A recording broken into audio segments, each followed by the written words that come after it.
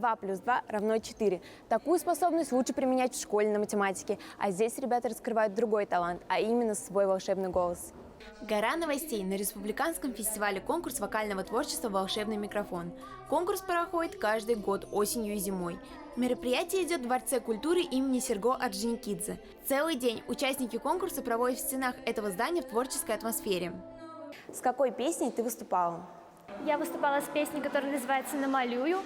Она поется про любовь, очень сильную любовь, где девушка признается в любви к парню. Мне сказали, что я спела хорошо, были переданы чувства. Песня сложная, и я считаю, что я хорошо справилась. Почему именно эту песню ты выбрала?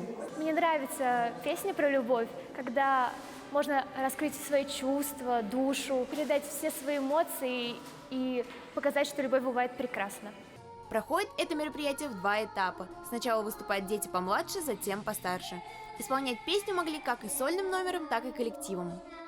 Ника, расскажи, что дает участие в этом конкурсе? На этот конкурс приезжают очень классные жюри, которые на круглом столе могут сказать нам наши недочеты, ошибки, которые в будущем мы должны будем исправить. Также на этом конкурсе мы учимся на ошибках других, на своих ошибках, чтобы стремиться к лучшему. Какие у тебя были ошибки? Мне сказали всего 2 слова. Супер, 100%. Песня у меня называлась «Земля-матушка». Это песня про то, как я очень сильно люблю эту землю.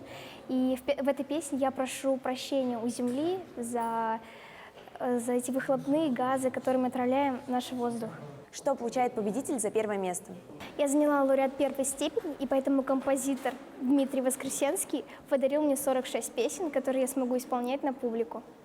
После выступления ребята на круглом столе вместе с жюри разбирали ошибки в подаче песни и ее исполнении. Разобрав все ошибки, жюри подсчитали баллы участников и выявили, кто же обладает волшебным голосом. Поздравляем исполнителей и их руководителей с заслуженными победами и желаем дальнейшего творческого роста. А остальные пускай не расстраиваются, ведь главное не победа, а участие. Дарья Левченко, Рамазан Мусин, специально для Горы новостей.